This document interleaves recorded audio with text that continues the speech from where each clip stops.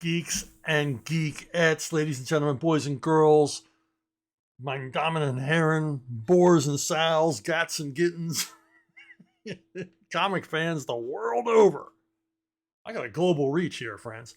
Welcome to another edition of Ask Chuck Dixon, thrill-packed, thought-provoking, world-expanding. Let's not waste any more of your valuable time. Eyes on the road, and first question, Dara O'Sullivan. When you're not writing, reading, or watching movies or TV shows that you recommend to the viewers of your channel, how do you spend your time? What are your hobbies? For some reason, you seem like the type of guy who likes fly fishing, but I might be way wide of the mark. Yeah, that one made my wife laugh. Me fishing. Uh, oh, might be nice. There's an awful lot of fishing down here in Florida, but I've never done it. Well, I did. I did when I was a kid, and I just had a terrible time with tangled lines and things and never went back. I used to hunt small game, but that was many, many years ago. For hobbies, when I'm not writing or keeping up with an exercise regime, uh, my only real hobby is I paint toy soldiers. No, I don't paint wargaming miniatures. I paint toy soldiers. These are larger figures. I mean, I don't want to get persnickety about it, but a lot of people just assume when I say that I'm painting wargaming miniatures. No, I don't do that. I don't wargame. My youngest son is really into that stuff, but I'm not. I mean, it all looks cool, but there seems to be a lot of rules. Anyway, I've done this since I was a little boy, painted toy soldiers, and just really never, like my addiction to comic books, I've never outgrown it. Um, and not to bore you too much, but I generally paint in the medieval range, uh, the Crusades. This is part of my Muslim army. These are like 60 millimeter tall, if you're at all curious. And if you're still listening, I promise I won't go on and on about toy soldiers. I also like the Victorian Wars, the Boxer Rebellion, Zulu War. I've painted tons and tons of figures in that area. I always say I don't paint toy soldiers, I paint armies. And the Roman era, which one of my favorites. I've painted, I think, over 1,000 soldiers, Roman legionnaires, and their barbarian enemies, both Celts and ancient Germans. So, but actually, I haven't painted any toy soldiers in like 6 months. I've just been really, really busy with work and family and all the rest of it. So, but I'll get back to it. Gentle Savage. Mr. Dixon, are there any types of character traits that you find difficult to write, or have you ever found difficult to write in a story? Also, if you could have any superpower, what would it be? Boy, you slipped in a twin spin there on me. I think I have the hardest time with challenging characters who are hard to predict. I've always said the hardest character I've ever had to write was Ralph Wiggum because he speaks in non sequiturs. The source of the humor with Ralph Wiggum is complete surprise. He's going to say something no one's ever said before. And so I barely ever included him in stories because of that bar. He's not an ancillary character. You can just have provide fill in expository dialogue because Ralph doesn't do that. Ralph is the punchline every time he appears, and he's difficult to write. So I avoided him, and that kind of character generally is difficult to write. Deadpool, very much the same kind of character. In addition, he's sort of mocking and mean and profane and everything else. He's a wise ass, and I've never wanted to write that kind of character. I don't really relate to that kind of character. I'm not putting that kind of character down. I find Ralph Wiggum hysterically funny, and I enjoy the Deadpool movies. I have yet to read a Deadpool comic book, but I enjoyed the movies. They are as close to a guilty pleasure as I'll ever get, those movies, because I tried to explain to my wife why I like them, and I failed. She still thinks they're incredibly stupid. So, So a Deadpool or a Harley Quinn. I mean, I wrote very little Harley Quinn, and then Harley Quinn kind of evolved over time to become very much like Deadpool. And the thing these two share is that they are fourth wall breaking characters who are basically stand-ins for the reader. They are the embodiment of the comic book geek placed into a comic book story, and it's just never attracted me. It's never been the kind of character I wanted to write. Um, I can't remember why I put Superman in here. I had a reason for that. Oh yeah, yeah. You asked about superpowers, and I think everybody thinks, oh, I'd like to fly. It's like I don't know. Um, Flying would, I've written about this in comics. I've had flying characters in comics. I've written comments on this. Yeah, flying would be cool for a while. It's like owning a pickup truck. Everybody thinks you're going to help them move. If you flew, people could actually fly. People would just be asking you to fly all the time. Or could you fly this over there for me? Or could you fly up there and get that? It's like a tall person at the supermarket. Could you fly me around? Give me a ride. And that would get a little tiresome. Also, flying long distance would be really boring, wouldn't it? You're just sort of flying, and there's not even a control panel to take your mind off of things. There's nothing to pay attention to. You're just flying, flying, flying. And when I see stories where characters, like fly across the ocean, I addressed this in Birds of Prey, and more recently addressed it in My Sister Suprema. What a drag it would be to fly across an ocean. Even if you were going at Mach 3, it's still going to take time. It's going to be, oh gosh, the same view over and over again. Now, a superpower that I would like to have, and I think about this one almost every day, I would like to have Wolverine's claws when opening packages. I think my kryptonite is cellophane. Get something wrapped in cellophane, and it seems to take forever to get it open. So I would like to, especially in this world where we order everything online and packages are coming nearly every day, I'd like to have Wolverine's power. The healing thing would be cool too. Christopher Cohen, thank you for answering my questions below today. Okay, I don't quite understand that. Anyway, yeah, okay. I previously answered questions by you. I get it now. I take these things from your emails. So he's referring to the email. Now that we know that Way of the Rat screenplays are written, are they available to read? And are you able to show us the movie poster that was done if you had it or a photo of it? There used to be a picture up on the internet, and like a fool, I never downloaded it for our cover. It was shown at an Asian film festival. The poster was a rather large poster, kind of vague. Nothing real interesting. There were no characters on it. It was basically a picture of the city, copied from Jeff Johnson's drawings of the city, where all the action takes place, and and it had like a coming soon, 2024 or 2004 kind of thing on it. So it really wasn't that special, but I didn't download it because, like a fool, I thought, oh, the internet's forever. It'll be here again later. No matter how many years I look for it, it'll still be here. And I'm sure it's out there somewhere, but I can't find it. Maybe one of you can. As for the screenplay, I mean, I have a copy of the third screenplay. And if I had it in Word, I would share it with you, but I don't have it in Word. But I will say that it made the top 10 unproduced screenplay list. And I'm guessing 2003, 2004. So I'm sure they're still on the internet. If you go back and you look for the lists of top 10 screenplays for each year, I think Variety did the lists. And if you go back, it lists top 10 screenplays for movies that had yet to be produced. And boy, that'd be kind of a real rabbit hole to go down to. I may have suggested, I may lose all of you down this rabbit hole, because wouldn't that be interesting? I may do that myself later today. Look at some of those and see which ones were produced and which ones weren't, because I'm sure some of them eventually made it to the big screen. So there you go.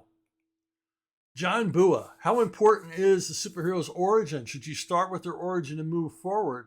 Well, you don't have to. You don't have to. I mean, the, the format is for the longest time was the superhero has his origin. You know, he gets bit by a spider, or drinks a special serum, or or is standing next to a cabinet of chemicals that get hit by lightning. And then he's decides to immediately put on a costume, and by the end of that issue, he's met his first supervillain. And then in the preceding issues, he meets his nemesis, the supervillain that they took more time to think about, create his nemesis. And then around issue 5 or 6, he meets his double. I mean, this is something that every superhero comic did when I was a kid. But you don't have to start with the origin. Wouldn't Batman be just as engaging if we learned the reasons he exists later on instead of right away? I think Spider-Man's origin is important, though, because you have to introduce Peter Parker. The Spider-Man is really the story of Peter Parker, let's face it. And you have to kind of start there so you understand his motivations and what these changes in his life mean to him. And why he chose that costume and all the rest of it. And also because some of his abilities are not powers. I mean, shooting webs is an invention of his. So all of that stuff I think really needs to be set up to have the character be engaging and make sense. Now you can flip all this on its head. A number of years ago, these are drawings by Flynn Henry, concept drawings for covers and things. I did a character called Iron Ghost, which was created by me and Flynn Henry and Sergio Cariello. And the Iron Ghost, we don't get an origin until the very end of the story, because I kind of wanted to stand the whole masked vigilante thing on its head. And what the Iron Ghost really is a whodunit mystery. And whodunit is the Iron Ghost.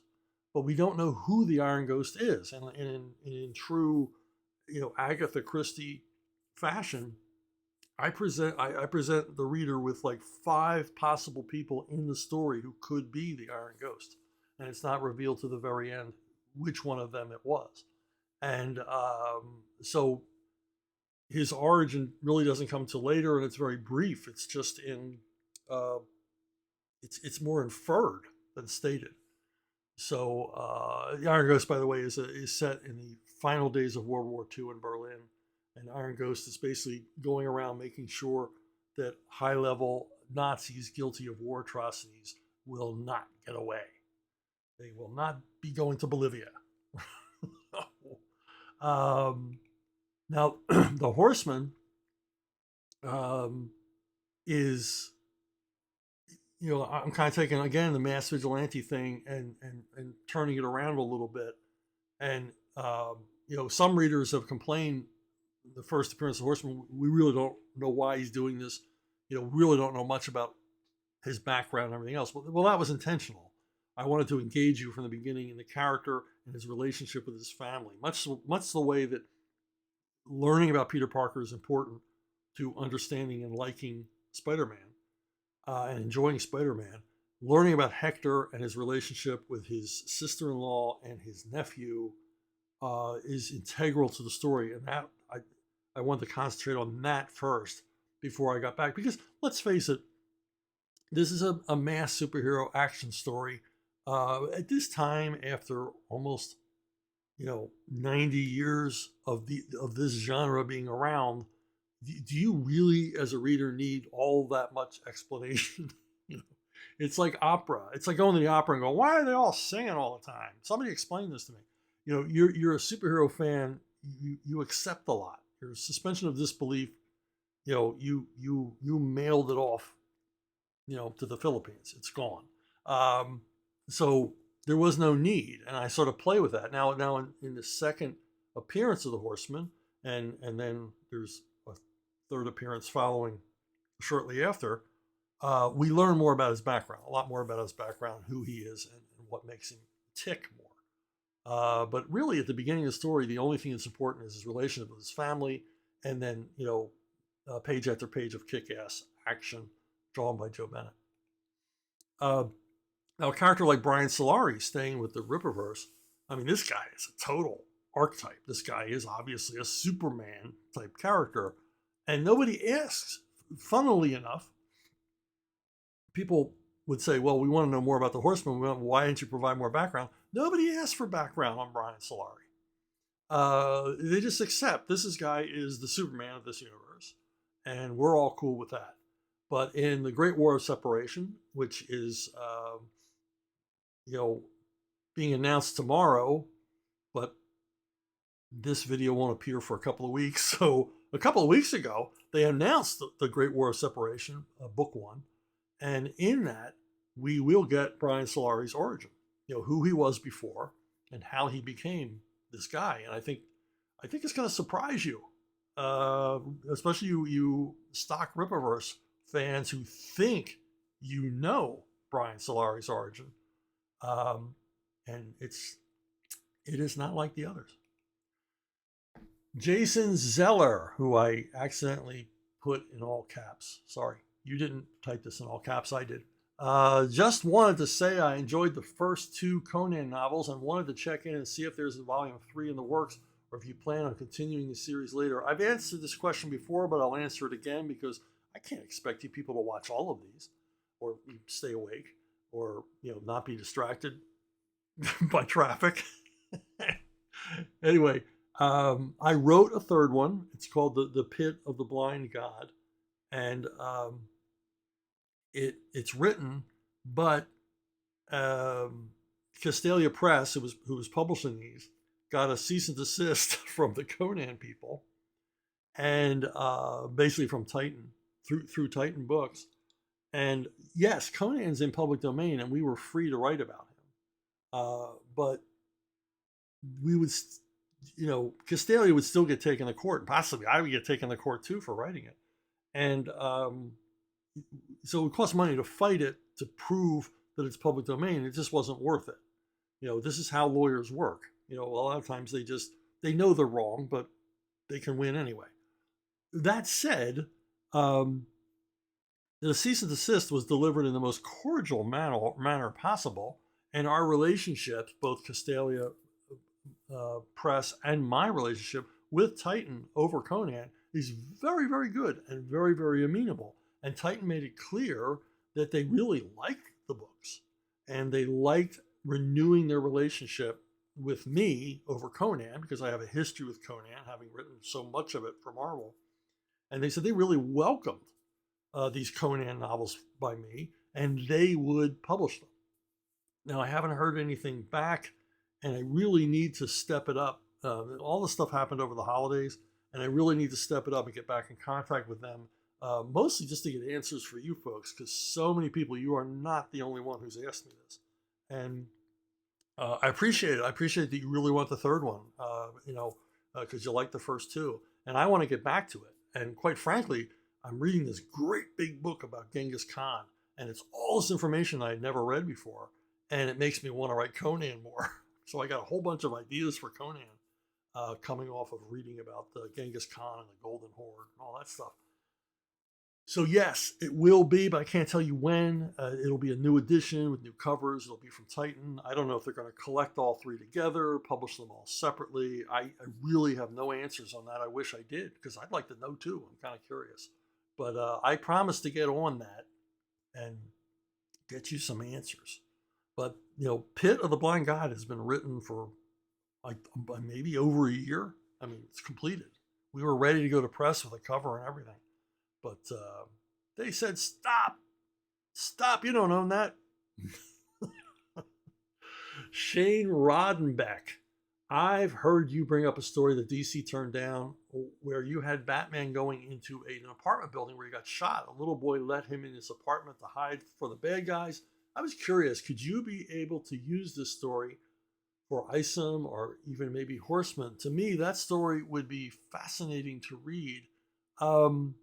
Yeah, I can't see why not. And actually, I thought about this because people had asked, when people first asked about this, or I first brought it up on my own because nobody knew to ask about it. I began to think, well, I love that story and I wish I could use it somewhere.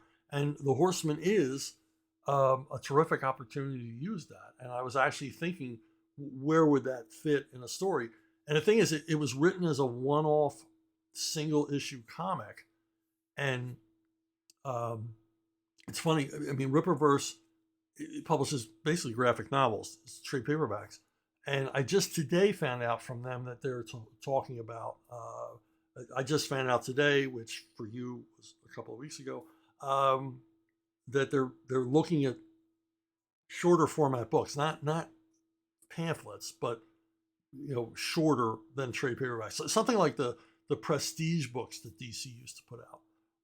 48, 52 pages, and that would be a good story for one of them. Because I kept trying to think, how would I fit that into a larger story? I mean, there's no reason I couldn't. I could have figured out how to fit it into a larger story, but how would I do that? But I mean, basically, I'm saying, yeah, I'm going to take that story, and it's mine. It's a I wrote it for a Batman story, but the concept is free for me to use. They never published it. I was paid for it, but they don't own that concept, is what I'm trying to say in my own inarticulate way. David Zwally, I'm sorry. I hope you're doing well. In a previous episode, you mentioned a pseudonym you've written under. For some reason, I can't find the clip. What other names have you worked under? Yeah, I wrote 2 Westerns for Wolfpack under their house name, A.W. Hart. And they were Solomon's Mine and Prince of Lies. And they were a lot of fun to write. I had a good time. I love writing Westerns. And that's the one, that's one of the times I used the pseudonym. Another time I used the pseudonym was back when I was writing children's books. I wrote a golden storytime book, of Raggedy Ann and Andy Go Flying. And the publishers at Western said, well, we can't put your name on it. Raggedy Ann and Andy Go Flying, written by Chuck Dixon. I mean, that's, so you need to use a female pseudonym. So I used my grandmother's maiden name, Mary J. Fulton. So I wrote a book under the name Mary J. Fulton. And this is why I didn't work in children's books very long. I just, couldn't resist saying, they were created by a guy. Johnny Gruel wrote about 100 of these things, and nobody cared that a guy was writing Raggedy Ann and Andy. But that didn't go over well. And I think that's the last time I worked there. Oh, Ace Mowick. For those who want to pursue the task of collecting as many issues of Heavy Metal magazine as they can, do you know a specific year where the quality dips that could be considered a cutoff point? And could you elaborate? I guess that's what I'm here to do, is elaborate. I was very excited when Heavy Metal premiered here in the United States, because I had been reading Metal Hurlant, I guess that's how you pronounce it, which was the French magazine in which, if you were paying attention back in the 70s, exposed you to Mobius and Philippe Durier and Mézières and Enki Becal and all these great French and Belgian comic artists working in the science fiction area. And then I was very excited to learn that the National Lampoon people were going to create this magazine, Heavy Metal, which is a loose translation of Metal Hurlant. I think Metal Hurlant actually means screaming metal, which would have been a cooler title, certainly. Would have gotten attention. But anyway, they called it Heavy Metal. I guess the Rock and Roll Association. And I was really, really excited. And I bought a whole bunch of the first issues. And they were basically English translations of stuff I'd already seen in Metal Hurlant. And but after a while, as you say, the quality waned as they began to mix in more and more American and British stuff into the magazine, which, some of it was good, most of it was subpar. It wasn't quite equal to what the others were doing. And so I'm not going to say, I mean, my collection of Heavy Metal is actually rather small. I mean, like, I have a stack of, if you had all of them, you'd have boxes full of them, but I have like a stack, and largely that's because I, I went through all the ones I had, and I just cherry picked the ones I wanted to keep because there were entire issues of stuff that I either already had in better editions, or uh, and sometimes they were editions in Spanish or French, but I didn't care because um, I just want to look at the art, and I already knew the story, and so I either sold them or gave them away, those issues. So I just sort of cherry picked through and kept the ones that had stuff by like Jose Ortiz or uh, Juan Jimenez that wasn't available anywhere else, that I didn't have it in another edition. So my it's scattershot, and then basically over the last 10 or 15 years, I mean, it's just totally gone to hell. I never see anything in there I'm interested in at all. So it's sort of fallen off my radar. So yeah, there's not really an era where, I mean, it's not like Warren comics where once you get to the late '60s, there's a fall off point until the mid '70s, a fall off point in quality, and then Warren comes back stronger than ever. Heavy metal really never did that. There was never a resurgence in quality or consistency or anything like that. So I really can't say. So I mean, long story short, I'm just taking the long way home to tell you I don't know. It's up to you. I mean, I don't know what you like or what you would consider good or not, but for me, mostly it was about finding the Burton and Side stories by Jose Ortiz, um, and just keeping them. Comics 616, bonjour. As you use Viper from the Secret Empire in two of your Marvel series, Punisher War Journal and Hawkeye, I was wondering if you had any particular affection for her and at the same time some larger plans in mind for this character in this organization. Secret Empire was already presented in your Moon Knight. Yeah, Viper is. I didn't have any long term plans because at Marvel, I really wasn't in a position to make any kind of long term plans. I just used her because, she's a hot brunette. She's got that gimmick where half her face is scarred, so she covers it with hair, a la Veronica Lake. That's kind of cool. And her costume's terrific. Um, the bicep uh, level gloves. I don't know what you call it. There's probably a name for them, and the whole bit. And plus she was dangerous and crazy and all the rest of it. And she was a Jim Steranko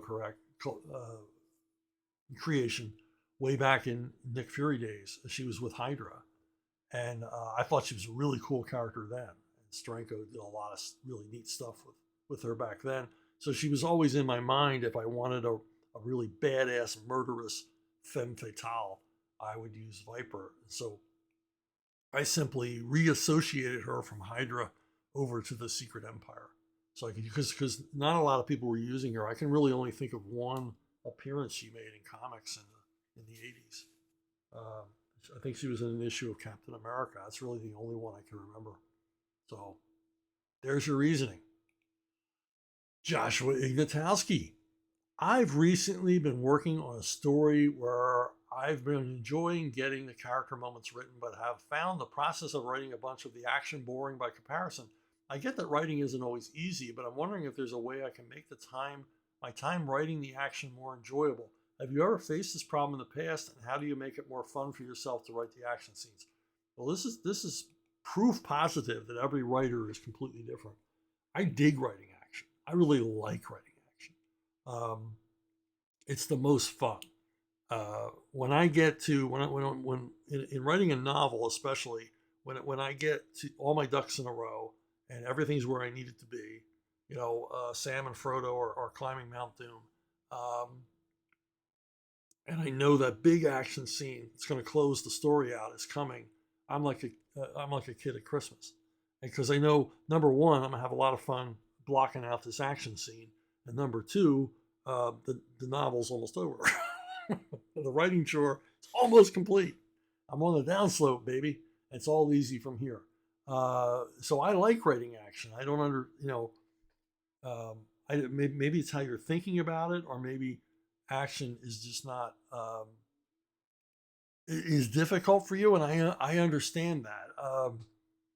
I was fascinated with, as a reader in prose, how action scenes are put together, and so because action scenes are complex, can be complex, and multi-layered, and all the rest.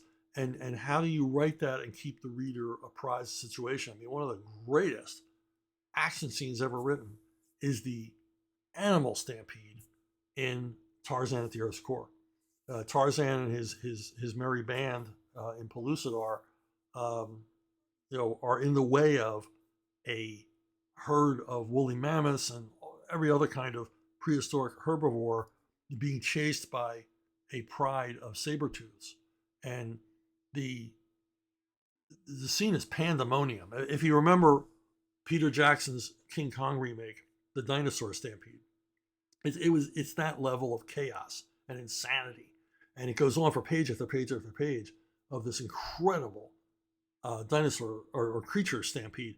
And I was just absolutely fascinated when I read it, and I would go back and read it and reread it and reread it, and just sort of like soak it in. Like, how did he do that? How did he make it all clear? Because he had an ensemble cast, and you were kept apprised of where they were in the situation, what new danger they were in, and how they got out of it, and all the rest of it. Um, in the midst of all this very evocative prose about this tidal wave of living flesh that was going to trample everything in its path to goo, and just really, blew my mind. And I do that often. I mean, John Bentine novels. John Bentine wrote. Well, his name was Ben Haas, but he wrote westerns under the name John Bentine, and he wrote these novels called Fargo, and some of them have some incredible action scenes in it. There's a book called Alaska Steel, and it has Fargo on the back of a dog sled being pulled by Malamutes, and he rolls off it into a saloon, firing a gun from each hand. And it's like, whoa, and it's so perfectly set up and so evocative, and you can just see it in your head so perfectly. I've spoken before about James Ellroy's first chapter of LA Confidential, which opens on a gunfight, and it's just really muscular, terrific action, and he keeps it clear. Clarity is a big thing here in writing, and really brings you into the moment and the danger and the sounds and the smells. And that's another chapter I read and reread and reread and reread. It's like, how did he do that? How did he, what did he leave out? What did he put in? How did he construct this to make this, picture of mayhem in my head? But if you don't enjoy it, you don't enjoy it, and you're not alone. You're not alone. Gore Vidal, a literary lion, um, he wrote an essay.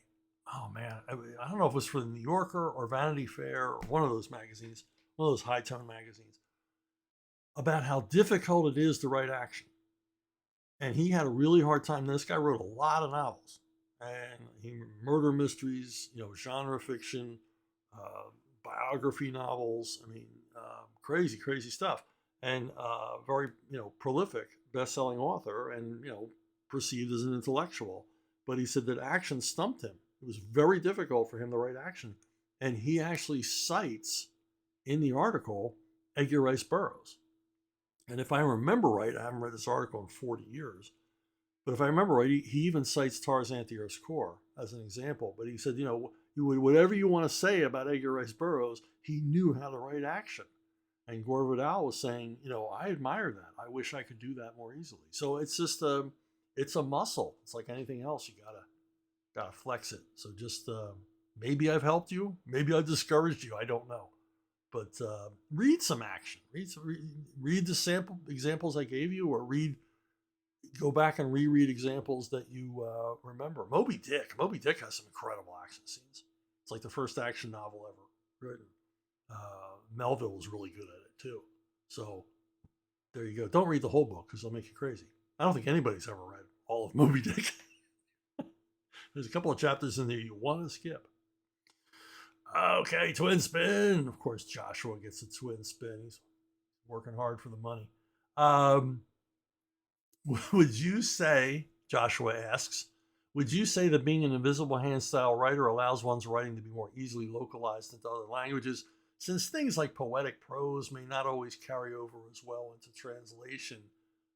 Yeah, I mean, I guess. I mean, I've never considered myself a wordsmith. I mean, um, you know, I'll flex that muscle every once in a while. Like when I was writing Conan, I tried to write as much in Howard's style, using Howard's lexicon as much as possible to make it feel like it was written in the 1930s. And so I get a bit purple and a bit more, as you say, poetic in that. I don't know how poetic I got, but I got more purple for sure. And that stuff probably is harder to translate. Uh, you know, books like Levon Cade, Bad Times, things like that. I'm far more direct. Not a lot of compound sentences. More direct in my descriptions. Try to be more evocative.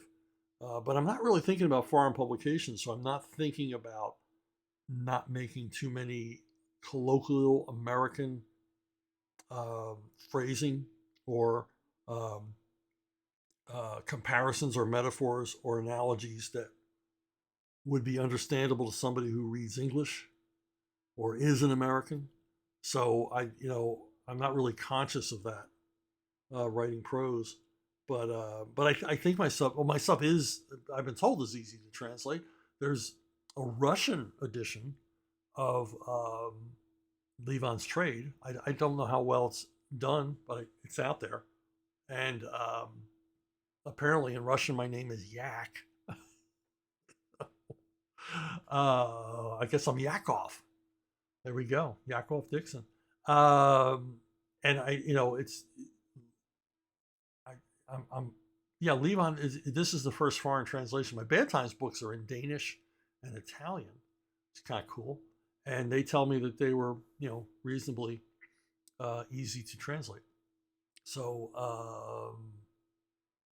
I guess the answer is yes. I'm taking a long time to answer yes and no, and I don't know questions, aren't I? Triple spin, triple spin. Joshua Ignatowski doggedly hangs on to his position. How long will he last? Do you think that time travel may someday exist in real life, or from a nonlinear perspective already does? Well, if time travel was going to exist, it's already here, right? I mean, it could very well be. There's always that theory that the UFOs aren't from other planets, they're from our own future, which, is every bit as believable as them being from another planet. I don't know. I think time is immutable. As much as I love time travel stories, as much as I've written time travel stories, I think it's immutable. In fact, I heard recently that along with gravity, there is no scientific proof that time exists. So they don't know how gravity works. If your school teacher told you they do, uh, they're full of it, because the real hardcore physicists will freely admit we're not real sure how gravity works, because the rules seem to change as you go across the universe. It's one of the only physical um, rules of the universe that is mutable. That the gravity seems to change depending on where you are. Everything else about the universe, all the way down to the subatomic, is totally consistent, except gravity's weird, and time is weird, because we know that time, in a way, is mutable, at least in theory, and actually it's been proven um, that there's a literal time difference in the passage of time between the poles, North Pole and South Pole, and the equator. And I can't remember, because I'm not good at math and I'm not good at remembering stuff like that. But time actually passes either faster or slower, depending on where you are on the planet. And I'm talking like, 1/1,000,000th of a second a year. It's not like noticeable. It's not like, I'm going to be 15 minutes late for my Zoom call if I'm at the equator. because my clock's different. This is why we have atomic clocks and everything else to keep up with this stuff. And I'm way, way past my comfort zone here on science. But the theory of relativity that the faster you travel, if you reach the speed of light, time slows for you, but not for everybody else. And apparently NASA's done some experimentation with that, with guys in space experiencing time differently than we do on the planet. So apparently, like gravity, time is mutable across the universe.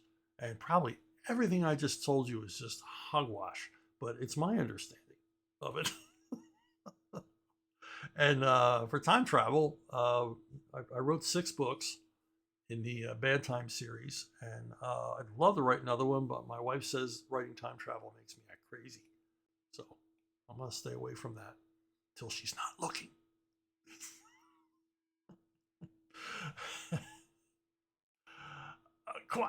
Look at this. Joshua's getting a quadruple spin. Of course, he earned it.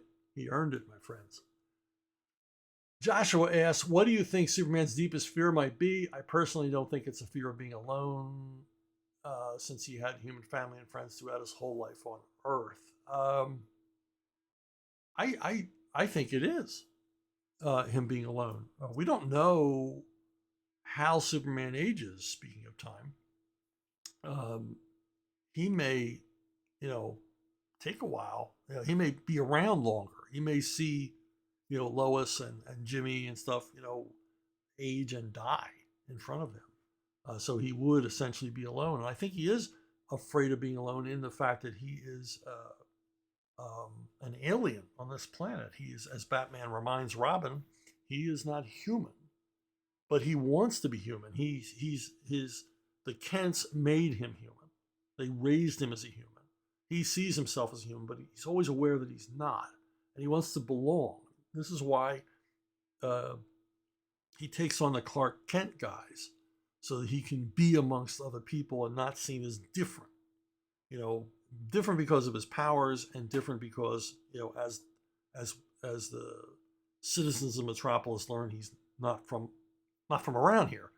And that way, because otherwise, if you were Superman, you'd just be Superman all the time. Why would you need a secret identity? He doesn't need a secret identity. He doesn't need the money. This guy can, take a piece of coal and make a diamond out of it. He doesn't need the cash. He does not need a job, but he wants to fit in. He wants to be part of a family. So I think his fear would be being alone, not to contradict you. And where would he go? Live in the bottle city of Kandor for the rest of his life? And I don't think that's in continuity anymore. Anyway, sadly, what a fascinating concept. I loved the bottle city when I was a kid. And yeah, I think. But what else would it be? Dying? He's obviously not afraid of dying. He's put himself at risk over and over and over again. So yeah, and there's no way he can go back and change the past. He can't restore Krypton. So yeah, he's afraid of being alone. You kind of answered your own question, even though you didn't think you did. J. Morgan Neal, I know, Morgie, you've been waiting to hear the answer to this one. For some reason, I kept losing it in the emails, but here we are. You stirring up trouble again. You notoriously dislike the movies High Noon and Silverado, to much controversy among some. What are some other westerns that don't sit tall in the saddle for you, particularly ones you think are dime store cowboys, aka not true westerns? Now let's settle this once and for all. There's no controversy. John Wayne, no less a person than John Wayne, did not like High Noon. In fact, ended up making Rio Bravo as an answer to High Noon. He didn't like High Noon either, for all the same reasons I don't like High Noon. And also, second unit directors and cinematographers and stuff, over the years have come forward and talked about what a sloppy mess the making of High Noon was, resulting in the same deficits in the story that I didn't like. Fred Zinnemann, director, was indifferent to the movie. I don't think he wanted to direct a Western. The studio assigned him to do it, and he kind of left before the movie was even done. and left it up to second unit and everybody else in editing and studio people to make a movie out of it because he didn't shoot enough stuff. He left important parts of the story out, and they had to go back. So I stand tall with the Duke, and I don't like High Noon. I'm sorry, I love Gary Cooper. Love Gary Cooper. He's fantastic, but I don't like High Noon. And on the subject of Silverado, no less a person than Lawrence Kasdan, the guy who wrote and directed it, admits that Silverado is a train wreck. He admits this in multiple interviews, and he gives all the same reasons that it's not a good movie that I give for why I don't like it. And from too large a cast, too ambitious a story, no real through story to the movie, no real setup and payoff to any of the situations, subplots left dangling, characters just introduced and really nothing happens with them.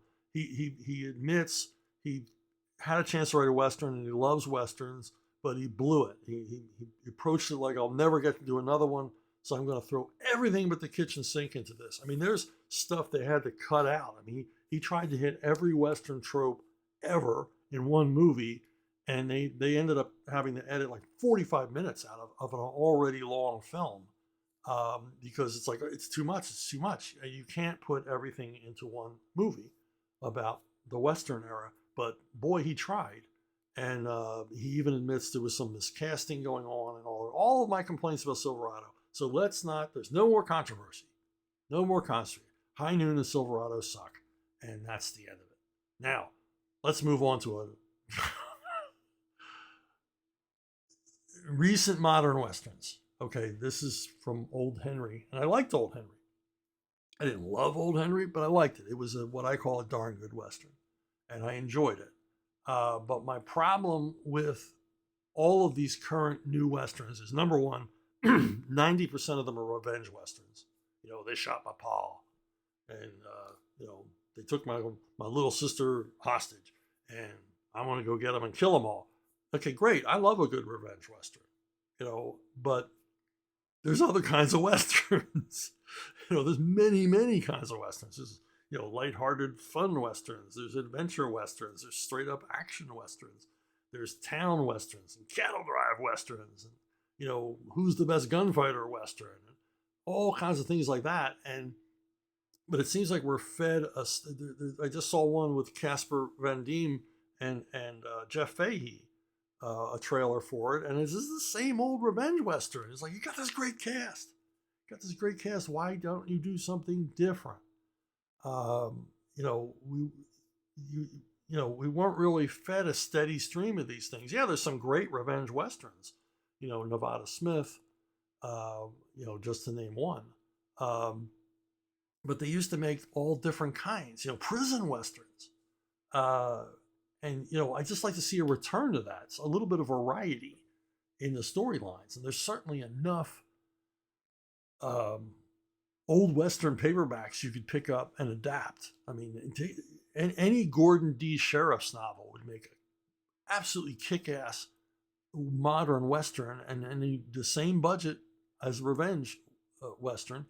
Sheriffs generally wrote about one or two characters in usually Apache territory, and these novels don't have large casts, and it could be easily shot on location in West Texas or Croatia or wherever you want to film, and but they have actual storylines, other than revenge, treasure hunting or escaping from the Apaches or whatever, all kinds of different stuff. So you got to shake it up, and so many of these guys who make these just seem to want to make one kind of Western. Now, let's since I have put Silverado and High Noon to bed, let's stoke the fires under another one. I hate The Man Who Shot Liberty Valance. And Graham Nolan, if you're listening, I'm sorry. This isn't a good Western. It has all the ingredients of what could have been a great Western. It's got Jimmy Stewart. It's got John Wayne. It's got Strother Martin. It's got, I think Lee Van Cleef's in it. It's got Lee Marvin as the bad guy. I mean, what happened here? And everything went wrong. And one of the things I read about Man Who Shot Liberty Valance is that um, John Ford, you know, you know, just a John Ford was just a son of a bitch. Let's put it that way. He was a mean guy. He was a nasty guy. Great filmmaker, awesome filmmaker, but just a curmudgeon, hard to get along with. He kind of was broken by the movie The Horse Soldiers, because in The Horse Soldiers, a stuntman died, a stuntman that he was felt very close to, and he felt very responsible for the death of that stuntman. And because he insisted on this particular take and everything else, and he felt responsible for the stuntman's death, and it kind of broke him, and he kind of like retreated or withdrew into himself, and he didn't want to take any chances anymore. His confidence had eroded because of the death of this man, and much credit to him, it turned out John Ford did have a human heart. But he goes on to do Liberty Valance, and the movie's so cautious, and it's shot on, if Ford's famous for anything, or most famous for anything, it's the huge vistas, the scale of the West. Pulling back the camera, and tiny little figures in a cloud of dust riding in front of those huge towers in Monument Valley. And these are the things these are the impressions, the images we get from John Ford movies, and they are all absent here in Man Who Shot Liberty Valance. There is no attempt at scale. He rarely pulls the camera back. It's almost like he was shooting it for TV, all the way up to the point where they use a Western town set in the movie that is so obviously a TV set. And so many of the scenes, they go to a ranch house, and it's so obviously on a soundstage. It's not outside. And this is a guy not taking any chances. And I understand, but the end result is a bad movie. It's not a good movie. The other complaint is one everybody makes, and Liberty Valance fans try to defend, but it's impossible. Jimmy Stewart was way too old for this role. A younger guy. I mean, imagine Steve McQueen or Paul Newman in this role. Because, I mean, Jimmy Stewart and the Duke were basically the same age, but we're supposed to assume that Stewart is younger. There's a bigger age difference. Like, the Duke has wisdom that Jimmy Stewart doesn't have yet, but he would have it because they're the same age. And the arc of the character, where he goes from basically nothing to being, I believe, a state senator or territorial governor or something. He ends up in the end of the movie, because of the events of the movie, holding political office, and a high political office, and being revered and everything else. Well, that arc makes no sense for a guy that was the age of Jimmy Stewart's character. Whereas a younger man, a man in his 20s or early 30s, that arc going from nothing to something would make sense. I mean, nobody later in life makes that leap from waiting tables to running a state. And that didn't make any sense. And John Wayne's the best thing in the movie. Delivers some great lines, some terrific dialogue, and everything else. But in addition to it being claustrophobic and being done on sets that look tired and inauthentic and cheap, Lee Marvin, an actor I absolutely love, was allowed way too much leeway. He is over the top and beyond. He's like in a different movie. It's like he's getting ready to be in Cat Ballou. He is just over the top, and he never comes back. I mean, he is out Strother Martining Strother Martin. And his death scene, even when I saw this movie as a kid, his death scene, I was like, seriously? they didn't take another take on this? I mean, talk about hamming it up. And I imagine alcohol was involved in much of this production. So there you go. I have lit the fire. Come at me if you love Liberty Valance. A correction must be made. As Bain says, lo siento. I am very, very sorry. In a recent video, I talked about the little town of Manayunk in Philadelphia. Adorable, lovely little town. Cute, funky place, great shopping, great restaurants, great bars.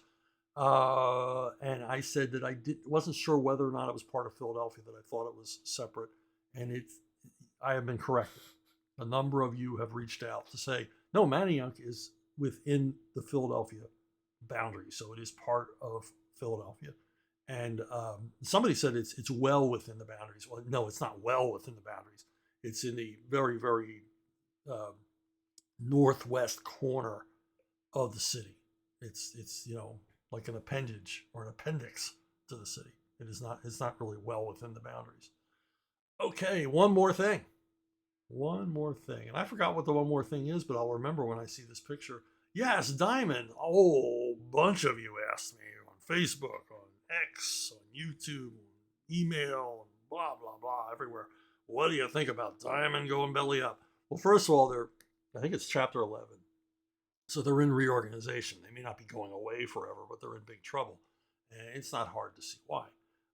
What do I think about it? I welcome it. I really wish Diamond would go away.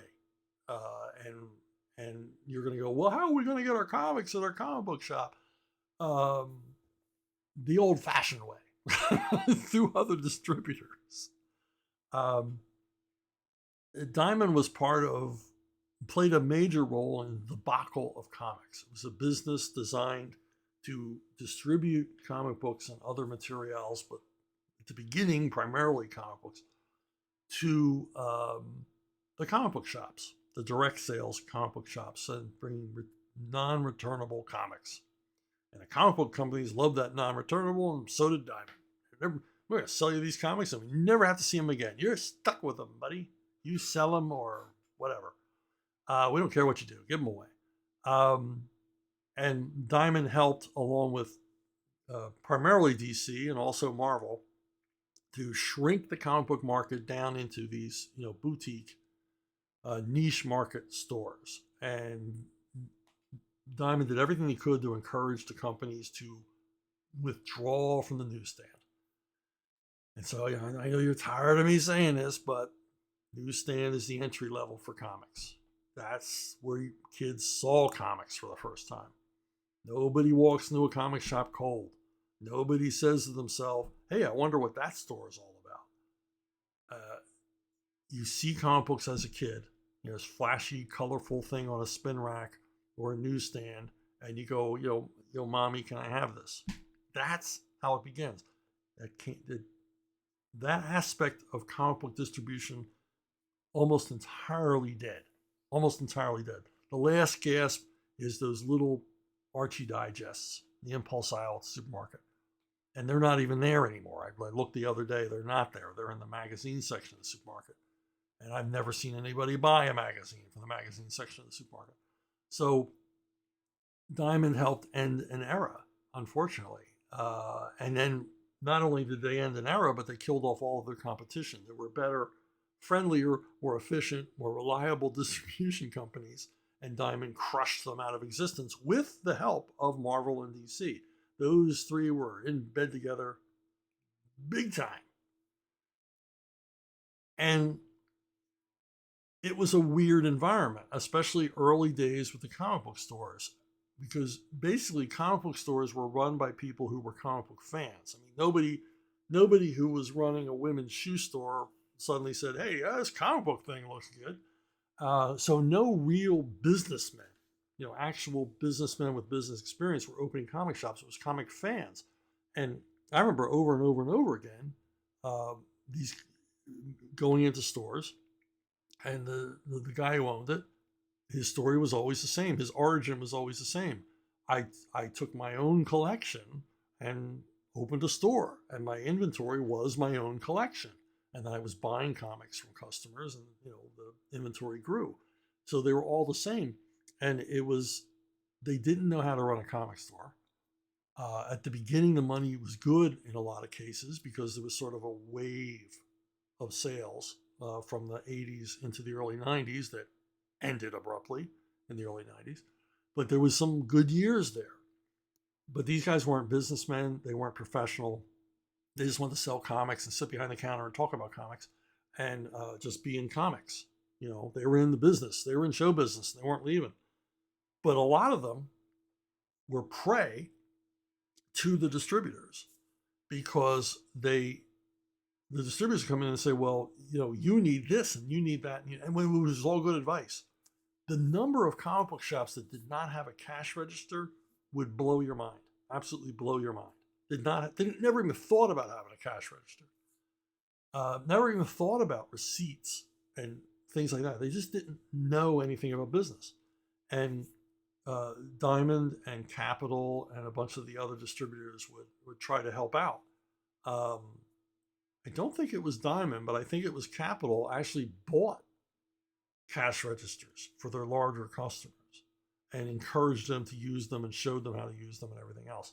But eventually, when we end up with only Diamond left in the mix, and there's no other distributor, these comic book shops were prey to Diamond's marketing. And since this bankruptcy has been announced, I've heard one horror story after another, because I've heard these stories for years, one horror story after another about Diamond's abuse, where they would ship you comics that were damaged, and even the slightest little fold or crease to a comic, it makes it, unsaleable to a comic book collector, a true comic book collector. And Diamond wouldn't take them back, wouldn't give them the refund, or just would slow walk them through the system. Missing shipments sent to the wrong store, over shipments, where they would send you more than you ordered, holding out products that you knew would sell to your customers by forcing you to buy another product you knew wouldn't sell.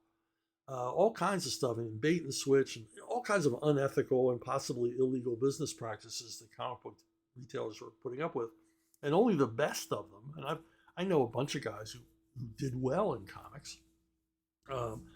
They were smart businessmen. They were diversified. They just didn't own comic book shops. I mean, I know guys that own chains of comic book shops that are very, very successful.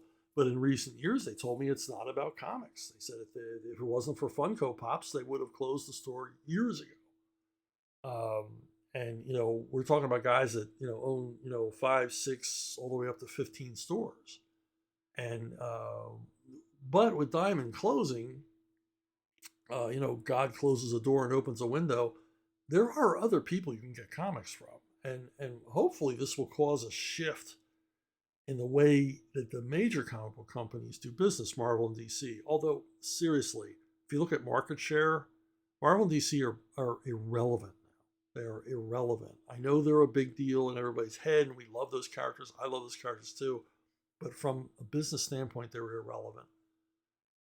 Which is why the sales of comics went down in comic shops. This is why they have to sell tchotchkes and posters and statues and Funko Pops and candy and games and all the rest of it, because nobody wants the comics. Nobody reads the comics. Hopefully this will make the comic publishers stand up and notice, because they'll have to move to other distributors. The comic book shops are going to have to turn to Ingram or other distributors, or direct distribution. I mean, just order the stuff directly from DC, directly from Marvel, directly from Dark Horse. I don't know how it's going to work. I don't know how it's going to shake out. But I promise you this, it's got to get better than it is now, because it's really awful now. The unfortunate thing is a number of comic shops are probably going to have to fold because of this, because they simply don't know what to do. And they're kind of lost. But, a new distribution system will grow up, and hopefully one that encourages competition and allows retailers to order from disparate sources given price, so they can do a little bit more haggling on what they take and what they don't take. So there you go. It was bad news, but it might be good news in the end. If you want to contact me and tell me that I'm completely full of it on Man Who Shot Liberty Valance, you're going to have to go to brunobookstore@gmail.com, brunobookstore@gmail.com. That's where you can reach me. It's the most reliable way of contacting yours truly. Awesome questions again this week, my friends. I see I did another show over an hour long. Blah, blah, blah. Let's see if we can go for 2 hours. I feel like those other guys. Let's crab about Disney for another hour. Anyway, I want to thank you all for listening. Thank you all for watching. Thank you for subscribing and liking and all the rest. And I will see you again down the road.